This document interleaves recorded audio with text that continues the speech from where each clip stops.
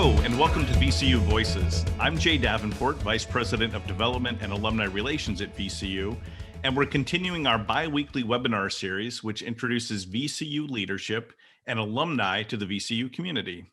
This week, I'm excited to welcome Matt Conrad and Karah Gunther, who lead VCU Office of Government Relations. The office is a liaison among the university and the governor's office, as well as our General Assembly, the agencies of the Commonwealth, Richmond City Council, and Virginia's congressional delegation. Matt and Karah, thanks so much for joining me today. Thanks for having us. Glad to be here. Now, you both have very, very impressive legal careers before you joined VCU. Give us an idea of how you joined VCU and went from those careers into government relations work at the university. Karah, why don't we start with you? Sure, glad to, Jay, and you're far too kind. Your words. I don't know that I would characterize it as an impressive legal career, but I did have a legal career before I came here. So I actually am happy to report that I am also an alum of VCU. I actually graduated from the Master's in Health Administration program and pursued the dual degree program and also received my law degree from Washington and Lee University. So after graduation, I actually started working as a healthcare attorney at a law firm here in town. It's a boutique law firm that specializes in healthcare and really focuses on health law. And while I was there, I dipped my toe just a little bit into advocacy work. We represented the organized medicine in the state of Virginia, the Medical Society of Virginia. So that was only a part of my practice. The other parts of my practice were dedicated to representing providers in Medicaid reimbursement issues. And also, probably the more interesting piece of my work was representing healthcare providers before the health professions department and the boards of medicine, dentistry, nursing. So saw some very exciting, interesting things through my work in that regard. Often those cases ran concurrent with criminal cases. So it was a very interesting part of my work. But I actually received a call shortly after I had transitioned to a role at a local health system here in town, Bon Secours. And shortly after arriving there, I actually received a call from VCU.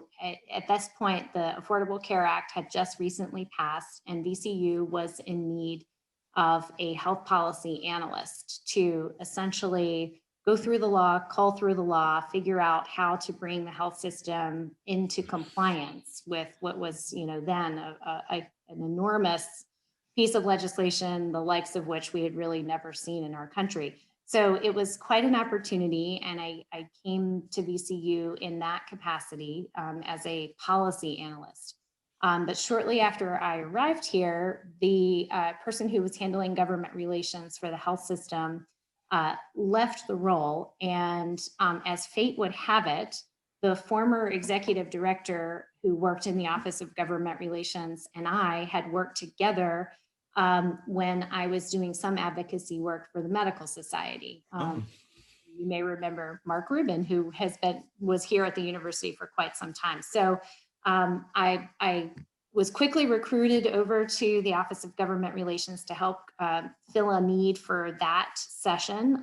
It was a pretty urgent need that they just needed bodies on the ground, able to help advocate for, I guess at that time it was the 2012 General Assembly session.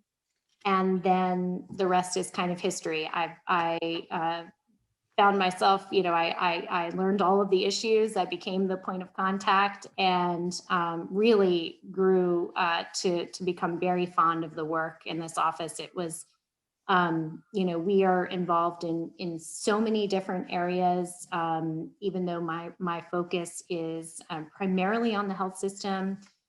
We get pulled into issues with the Department of Corrections, with the Workers' Compensation Commission. There's really no day that's similar. So yeah, so here we are today in 2021, and glad to be here. So it's been a little bit of a circuitous route, but very glad to be here. I think Matt has probably a bit more of a straightforward path into government relations than I did, but I'm glad to have stumbled upon this career. So Matt, how did you arrive at VCU? I'm with Karah. I don't think anyone would describe, even my mother would describe my career as impressive to this point, but circuitous and ultimately wonderful, I think would be good adjectives to describe. So, I've been interested in politics and policy all my life. It was a kitchen table, matter for the Conrad family when I was growing up.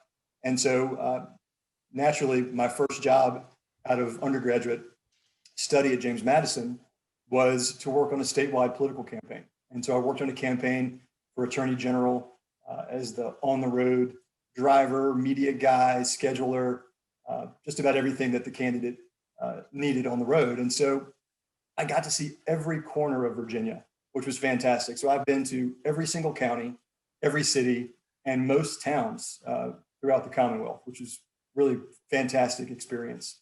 And also, led me to understand, the diversity of Virginia, including the diversity of the policy areas. So the guy I was working for, he did actually win for Attorney General. And he said, I tell you what, you go to law school, and in 4 years, I'm going to run for governor. And when I'm governor, you can join my counsel shop. So one of those things happened. I went to law school, but he did not get elected governor. So when I graduated law school, I had to quickly pivot to something different. And so I went to the Office of the Attorney General, where I got just fantastic exposure and experience. As a young attorney, I was counsel to several large state agencies, which gave me exposure to broad areas of policy. But I also became the lead legislative attorney for my division, which was really, really exciting work. But, the time came to get married, and I kind of wanted to advance my career. So I decided to go out into private practice. And one of the things, really based on my prior service as counsel to the Alcoholic Beverage Control Agency here in Virginia, was that I stood up a 501c membership organization called the Virginia Wine Council. And people always ask me, why did I ever leave that job? The Virginia Wine Council represents all of the vineyards and wineries. And so I was doing legal work, land use, licensing, but also lobbying for the wineries' interests before the General Assembly in particular. And in 2009, there were two guys running for governor. It was Cree Deeds, the Democrat, still a state senator, and Bob McDonald, who eventually was elected governor. But we convinced both campaigns to adopt Virginia wine as a rural economic development initiative. It was one of the few things that I think both candidates actually agreed on, which was fantastic. But when Governor McDonald was eventually elected, he and his Secretary of Agriculture and Forestry, Todd Haymore, who serves currently on our Board of Visitors, asked that I join him as Deputy Secretary of Agriculture and Forestry, which was really exciting work to really advocate more broadly for the entire sector, but specifically for the interests and needs of Virginia vineyards and wineries within that administration. But based on prior experience and relationships and the staffing needs of the governor's office at that time, I was promoted to Deputy Chief of Staff and Deputy Counsel to Governor McDonald for the last 3 years of his administration, which was, a fantastic experience. It gave me, again, exposure to broad areas of law and policy, particularly at the public level. But Virginia is a unique place, and governors can only serve one term. They can serve 2 terms, but they cannot be successive. So whenever you take a job like that, you have an expiration date kind of stamped on your forehead when you take it. And so the time came to find that next job, and an opportunity at VCU came up. And I live here in the city of Richmond. I'm very passionate about issues facing the city, good, bad, and different. I care for Richmond a lot. And the opportunity to join a place like VCU that's had, I think, the greatest impact socially, culturally, economically on the city of Richmond in particular was just an opportunity I couldn't pass up. So with Dr. Rao's support, I came here in 2013, joined my colleague Karah, and the rest is history. Those are two very, very fascinating paths. And I think it speaks to the kind of the diversity in work that's inherent in your office. But then also, I just have a question about the mission of the office itself. And the audience might not be familiar with the vast variety of responsibilities that the Office of Government Relations has. So talk about the mission of the office and how you guys work on that each and every day. Matt, you want to kick us off? Sure, I'll take that one. So we're really pleased that the president and the boards have invested in government relations because they know that it's essential to the missions of both VCU and VCU Health System. So our Office of Government Relations really is a comprehensive government relations operation at the federal, state, and local levels. And so Karah and I co-manage a small but mighty team of government relations professionals. I spend about 70% of my time on the university and maybe about 30% of my time on the health system. And Karah is sort of the inverse of that. And then we have an individual who's spent, the rest of our team largely spends about half of their time respectively on the health system or the university. We've got a colleague, Ashley Hood, who is our senior director for state government relations. So she really is the lead, at the General Assembly on the day-to-day matters. And then we have Miles Gordon, who's our director of local and community affairs, focusing largely on our relationship and partnerships with the city of Richmond, but also very much with Chesterfield County, Henrico County, and the outlying counties as well. Mm-hmm. And then since, I want to say 2017 or 18, just because of the growing importance of our relationship to the federal government, but particularly to funding agencies for research. VCU continues to grow tremendously our research portfolio. We opened the first ever VCU Office of Federal Relations, which is staffed by Carly Katz, who lives in the DC region year-round. Karah, did I cover it? I think that you've left out one other person who's critical to all of our operations, who is Cindy Martin, and she is our assistant within the office and really serves as a liaison to many of the offices we work with at the city level, state level, and federal levels as well. So again, it is a small but mighty team, but we have been very, very fortunate that both sides of the institution have really seen the value of in the work that we do. And I wouldn't say that is necessarily always true at other institutions. So I think we feel incredibly fortunate. We are intertwined with every level of government, being an urban university and health system that sits in the middle of the city. We are a state agency on the one hand, and on the health system side, we're an authority of the Commonwealth. So nurturing those relationships and serving in this liaison role really is critical to ensure that as we carry out the steps of our mission, as we see it, we're ensuring that we're aligned with the vision that the governmental bodies have for us as well. So, mm-hmm. And as Dr. Rao frequently articulates, at the core of our mission, and it's true for government relations as well, is really service to our students and our patients. They come first. Absolutely. Is there a particular time of the year when each of those areas is busier? So for example, when the General Assembly is in session, is that a busier time for that individual's role, or is it pretty busy throughout the entire year?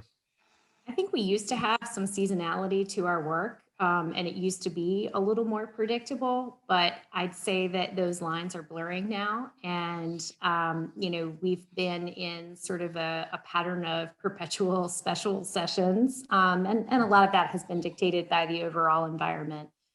with COVID.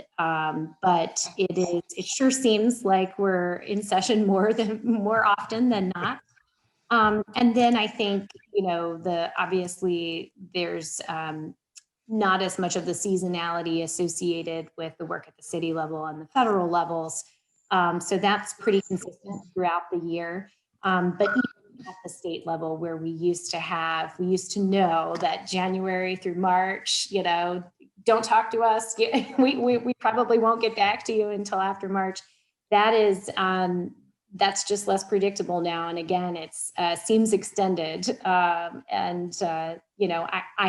sense, this is my prediction, and I think Matt shares this same sentiment, that this could sort of become the way of the future as we move forward, given the dynamics of the larger political environment.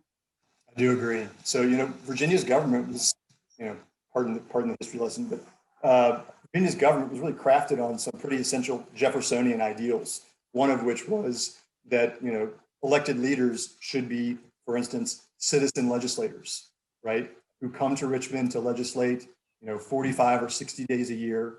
And that's really changed over time. Beginning in the mid 20th century, we went to holding the General Assembly session every year, where before it was every other year. And now we continue to have a little bit more and more mission creep or calendar creep, I might say, as years go on, where the legislators create commissions and study groups and other things that work throughout the calendar year, irrespective of their 45 or 60-day constraint on the General Assembly session. And they don't really talk to the federal government or the city government and say, slow down for a minute. We're taking priority. So, for instance, this past weekend, the General Assembly rolled out, its amendments to the governor's biennial budget, which are incredibly important to VCU and VCU health system, and are sort of the culmination of all of our work before the General Assembly, other than on legislation. But simultaneously, at the city level, we were working with, all 9 members of city council and the mayor's administration to secure a tremendously essential development project, the redevelopment of the public safety site for the benefit of VCU health system and its nonprofit partners. So there's no coordination. We just have to stay busy all the time. And I'd also add that in addition to those 2 very important projects that Matt just mentioned, we were also planning a visit by the First Lady of the United States. So right. It was a crazy, crazy week. Just little things that pop up, right? Yes, exactly. Which was a very nice visit. And from what I understand, her first official visit outside of Washington. Yes. So. It was incredibly, incredibly exciting. We were really honored to host her, and we hope that she comes back, because we, obviously had limited time to share all of the good things that are happening here at the university and the health system. So it's a short drive from DC. We hope she'll get back soon. Absolutely. And it was a really, really well-attended event. And I think it spoke volumes of what Massey's capable of. And her words were very, very well received. So.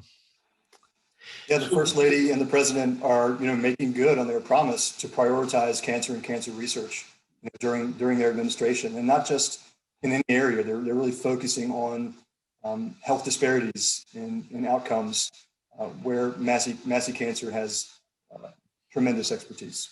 Precisely. Now, Karah, you touched on something that I think is really, really interesting, and that is, in this age, this new COVID environment that we're in, how has that impacted what you're doing and how you're doing it on behalf of the university? Because it is different. And I have noticed, even in some of the communications that we have, that there is just a different cadence to the work. And it seems that it's constant now. And there's a lot more interaction between the state agencies and what we're trying to do for the students, the faculty, the patients. So what is that change, and do you envision it's going to be around even long after the pandemic? I do. So really, the pandemic has upended what we do, our field of work. we are not lobbyists, and I think we're always very clear in these types of discussions that we are primarily liaisons to the governmental offices. We are not lobbyists, but we do have to function much like lobbyists. We don't attend cocktail parties. We don't give money. So there are some very important differences, but it's been our practice in every other year that we've been working here and in this field of work, that we are attending in person every day the General Assembly sessions. We are sitting in the committee meetings. We are meeting in person with legislators, and obviously that has all changed. It was, I'd say, there, particularly in the special session that was held last spring, summer, there was a steep learning curve for everyone, for legislators, for activists, for lobbyists, for you name it, staff members. It was a totally new way to work, and I think that everyone has adapted relatively well. And looking at how this session went, I think even in some cases, we may have had more airtime with legislators than we did in previous years. It's the Zoom format is challenging. It comes with its own, people having technical issues, people having things going on in their backgrounds, in their homes. But I do think that overall it allowed us to sort of meet the legislators wherever they were in their day and be able to share our priorities with them. So it's not all bad, but it certainly is, I think, from my perspective, it's been really critical to have had those prior relationships in place with the legislature, to be able to send off a text message or send an email, and it not be a complete cold call. So I imagine it's probably very challenging for people who don't have those pre-existing relationships to figure out how to plug and play into the democratic process right now. I have no doubt that it's very frustrating, particularly for the public. It was different testifying in front of committees on Zoom and waiting in a Zoom waiting room, but we adapted and figured it out. And I do suspect that a lot of this will continue. I mean, I think to our last conversation that, we're seeing this calendar creep. It's really, I think, probably unrealistic to expect that legislators could drive to Richmond from, all corners of the state throughout the summer. So now that we know we have the technology and the platforms to make it work, I tend to think that we'll probably continue to utilize this some into the future. I agree with Karah, of course. I usually do. In some ways, the pandemic and relying on Zoom and other technologies required us to be a bit more deliberate than we might have been in prior years. Our business is very relational, as you can imagine, and so we did rely on seeing people in the halls and seeing people at receptions and really catching as catch can. But you obviously cannot do that anymore. But being able to get on a legislator's calendar for a Zoom discussion like this, in some ways allows us, to focus the conversation a bit more, to remove distractions and have them focus and understand, our issues and how they can help us most. It's often said that that in our line of work, you're only as effective as your text Rolodex, meaning those legislators with whom you can text. And I think that's true, but really, getting that familiarity to be able to text with the legislator requires the establishment of some sort of relationship.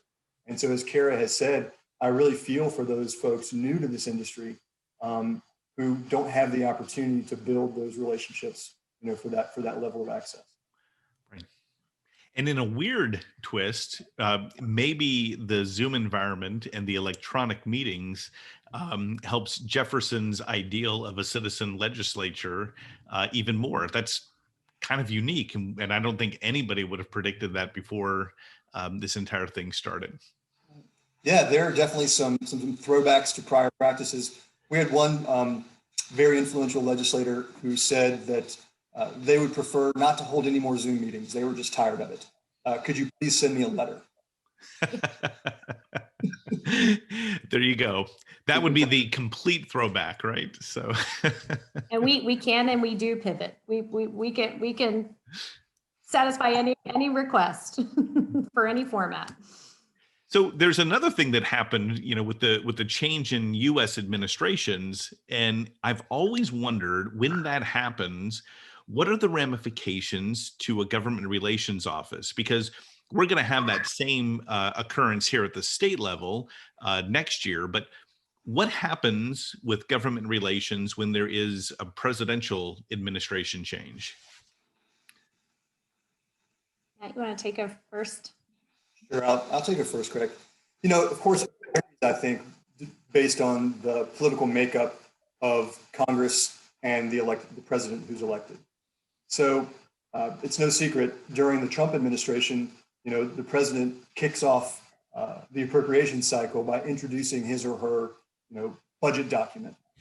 Well, for 4 years in a row, no one took very seriously the Trump administration's budget document. It was, really just sort of seen as a policy document by the administration that was never going to be put into action. But now, where we have a president and a Congress who are very much aligned and share the same political party, we expect there to be, more validity, more power to the president's, introduced budget document. And, also that alignment between the House, the Senate, and the president also allows for some pretty dramatic legislative tools. I think we're seeing that play out right now, where Congress is pursuing the reconciliation process for adoption of the $1.9 trillion Biden relief package. Mm-hmm. Yeah, I'm not sure that I have a whole lot more to add to that. I think from a day-to-day perspective, there's not a really noticeable difference in how we interact with our congressional offices. Right. Because many of those, have remained the same. Some have changed in recent years. I'd say it really is from a policy perspective, as Matt just explained, and we'll be looking towards changes, particularly on the health system side, coming out of the various HHS agencies. And undoubtedly, there will be regulatory change, significant regulatory change as it relates to the prior administration. So really, I'd say it's more on the policy front versus the day-to-day political interactions. Understood. There are policies that I think, as Karah is saying, there are policies that will change, particularly like at the Department of Education. Prior administration had one approach, in particular to Title IX, and then we may pivot again back to an approach more akin to the Obama administration. However, with regard to research, which is I think maybe one of the most important facets of our federal government relations program, we've been fortunate that research, at least at the congressional level, has been a priority for both Republicans and Democrats for as long as I've been in this role. So tell us something that might be surprising to individuals that they might not expect that happens in a government relations office. So I think I may have alluded to this in one of my earlier answers, is that really our role is not very glamorous. People think that, if you saw the movie that came out a couple years back, Thank You for Smoking, which captured lobbyists working in the tobacco industry, our jobs are nothing like that. I think it's often a perception that, we attend a lot of cocktail parties. We're schmoozing all the time. And really, I'd say nothing could be farther from the truth. Because we are a state agency and a state and authority of the Commonwealth on the health system side, we cannot give political contributions. So it creates for a very different environment in which you can assert your influence. And oftentimes that's through education and explaining the impact of policy on the university and the health system, and really being an authoritative source for colleagues to come to and ask for information about the impacts. So we really do rely heavily on our policy knowledge, and we've really tried to translate that to our team members too. That when you're asked a question, we want you to be the smartest person in the room, equipped with all the answers to the question, because that really is our currency as it relates to representing the university and health system. Absolutely. As Karah has said, we're technically not lobbyists. That's because the term lobbyist is defined very specifically in the Code of Virginia. And as employees of a public institution, we're carved out of that definition. But for all intents and purposes, we are lobbyists. And this may surprise you, but as lobbyists in Virginia, whether you're private sector or representing public institutions, this will surprise people. Your integrity is actually your most important currency.